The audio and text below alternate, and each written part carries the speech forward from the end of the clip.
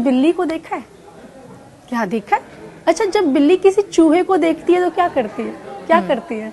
खाने के लिए दौड़ती है, दौड़ लगाकर जाती है, बड़ा सा मुंह खोलती है, चूहे को मार के खा जाती है। लेकिन वही बिल्ली जब चूहे के पास अपने बच्चे को देखती है तो क्या करती है? क्या उसे मार के खा जाती है? नहीं खाएगी ना। उसके पास भी दौड़ कर जाएगी, अपना बड़ा सा मुंह भी खोलेगी, है ना, मुंह खोलेगी और मुंह खोलकर उस बच्चे को मुंह के अंदर रख लेती है, लेकिन खाती नहीं है। नहीं। उसको किसी सेफ जगह पर सुरक्षित, हाँ। दोनों ही स्थिति में बिल्ली एक है। एक जगह चूहे को मार के खा जाती है, दूसरी जगह अपने बच्चे को बचा लेती है। अब यही आपके प्रश्न का उत्तर है। जो लोग भगवान की कथा सुनते हैं, जो लोग भगवान का भजन करते हैं, जो लोग भगवान को अपना आराध्य मानते हैं, अपना स्वामी मानते हैं, उनके साथ वही होता है जो बिल्ली अपने बच्चे के साथ करती है। और जो लोग भगवान की कथा नहीं सुनते, जो लोग भगवान का गुणगान नहीं करते, लवीना जी, उनके साथ वही होता है जो बिल्ली एक चूहे के साथ करते हैं। यानी कि ईश्वर रक्षा करते हैं अगर उनमें आस्था आराधना रखी जाए। अच्छा, अब ईश्वर की हमने बात की, अब क्योंकि आप बड़ी सरलता से धर्म के बारे में भी लोगों को समझाती हैं, मेरा सवाल आपसे ये है कि अगर धर्म अलग अलग हैं और रास्ता अगर एक ही है, आप हिंदू धर्म में देखेंगे हमें स्वर्ग और नरक के बारे में बताया जाता है, इस्लाम में दोज़ख और जन्नत का जिक्र है, वहाँ हेवन हेल के बारे में बताया जाता है, तो क्या मंजिल एक ही है और धर्म सबके अलग अलग हैं? बिल्कुल। जाना तो सभी को एक ही जगह पर है, ठिकाना सभी का एक है। भगवान अलग अलग नहीं है। कोई उनको अल्लाह के रूप में बसता है, कोई उन्हें वाहे गुरु के रूप में बसता है, कोई उन्हें राम और कृष्ण के रूप में बसता है। जाना सभी को एक ही जगह है।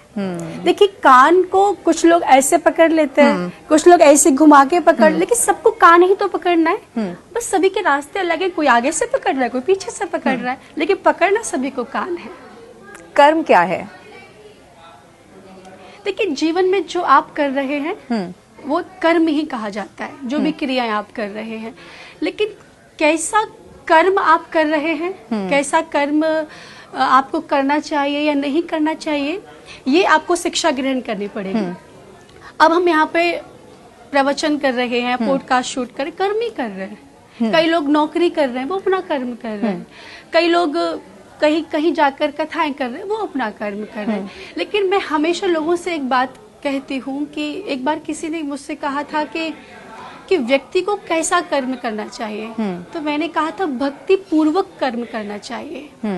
क्योंकि आप खाली अकेले कर्म करेंगे तो आप कुछ गलत भी कर सकते हैं, लेकिन अगर भक्ति पूर्वक आप कर्म करेंगे तो आप कभी कुछ गलत नहीं कर सकते। अच्छा, एक सवाल मेरा ये है, और मैं ये बचपन से हमेशा से सबसे पूछती भी आई हूँ और मुझे हमेशा रुचि रहती है इसमें जानने में, क्या आप और मैं, हम सब जो भी कर रहे हैं, क्या वो सब कुछ पहले से लिखा जा चुका है?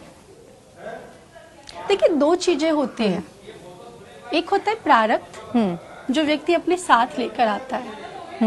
एक होता है कि हम यहाँ पर, देखो, भगवान ने हमें कर्म करने के लिए स्वतंत्र किया है। हम यहाँ पे अपना अच्छा कर्म करके अपने अच्छा आगे का भविष्य बना सकते हैं। क्योंकि कई बार लोगों ने हमसे ऐसा कहा कि ऐसे बहुत से लोग हैं जो कि अच्छे नहीं हैं, बुरे हैं, लेकिन वो आज बहुत आनंद में अपना जीवन व्यतीत कर रहे हैं। और कई लोग बहुत अच्छे हैं लेकिन वो बहुत दुखी हैं। तो स्वामी रामसुखदास जी महाराज ने एक बड़ा सुंदर उत्तर दिया। स्वामी जी ने एक बड़ी अच्छी बात कही कि देखो भैया, बुरे कर्म करने का फल कभी अच्छा नहीं हो सकता। और अगर आप किसी बुरे व्यक्ति को फलते फूलते हुए देख रहे हो ना, तो वो इसके इस जन्म के कर्म का फल नहीं है, वो पूर्व में किए हुए किसी अच्छे कर्म का प्रारब्ध है जो कि अभी प्रकट हुआ है। अच्छा। और इस जन्म में वो जो अभी कर्म कर रहा है वो आगे चलकर प्रकट होगा।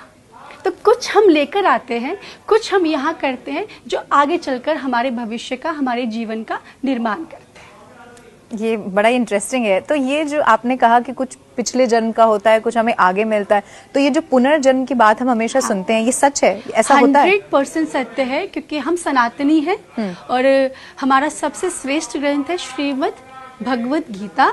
और श्रीमद् भगवत गीता में भगवान श्री कृष्ण ने खुद अपने मुख से कहा है, जातस्य ही ध्रुवो मृत्यु ध्रुवम जन्म मृतस्य च। भगवान ने कहा जन्मे हुए व्यक्ति की मृत्यु निश्चित है और मरे हुए व्यक्ति का जन्म निश्चित है। तो हमारे यहाँ पर पुनर्जन्म होता है। हमारे शास्त्रों ने हमें ये आदेश दिया है कि ये होता ही होता है, ये कोई भ्रांति नहीं है। कि भगवान ने खुद कहा है कि जिस व्यक्ति ने जन्म लिया उसकी मृत्यु होगी और जिसकी मृत्यु हो चुकी है उसका जन्म निश्चित है। अब मृत्यु के बाद कोई व्यक्ति कहाँ जाता है ये फिर मैं कहूंगी वो उसके कर्म के ऊपर निर्भर करता है। अच्छा, मेरा एक सवाल, चूंकि आपने कहा कि पहले के जन्म के कुछ कर्म होते हैं जो हम लेकर आते हैं और फिर कुछ आगे अभी जो हम कर रहे हैं वो हमें आगे मिलता है। एक सवाल कई बार मुझसे भी अलग अलग मंचों से जब मैंने लोगों से बातचीत की तो ये सवाल पूछा जाता रहा है कि क्या किसी तरह का भय पैदा करके क्या आस्था को मनवाया जा सकता है क्या? मैं आपको उदाहरण देती हूँ कि आप ये करेंगे तो आपको ये मिलेगा, आप ये करेंगे तो आपके साथ ऐसा हो जाएगा। ये जो भय का माहौल है, क्या आपको लगता है कि उससे आस्था उत्पन्न किसी तरह से हो सकती है या फिर उसके बाद शख्स ईश्वर को मानने लगता है? देखिए, भक्ति में भय की कोई आवश्यकता नहीं होती है। भक्ति कभी भय से नहीं होती है लवीना जी, भक्ति तो प्रेम से होती है। अंधविश्वास भय से होता है। हम ये करेंगे तो ये हो जाएगा, हम ये करेंगे तो ये हो जाएगा। देखिए, मैं किसी की निंदा नहीं करूंगी, मेरा सबको प्रणाम है, लेकिन मुझे तो बस इतना पता है कि बोया पेड़ बबूल का तो आम कहाँ से हुई। अगर हमने अपने घर में बबूल का पेड़ लगा के रखा है और हम एक कल्पना कर रहे हैं कि ये बबूल का पेड़ एक दिन हमें रसीले आम खिलाएगा, तो ऐसा नहीं हो सकता। गलत है। आप जैसा कर्म करेंगे आपको उसका फल मिलेगा। इसीलिए मैं पुनः कहूंगी कि भक्ति पूर्वक कर्म कीजिए, आपको कहीं और चक्कर में पड़ने की आवश्यकता नहीं है।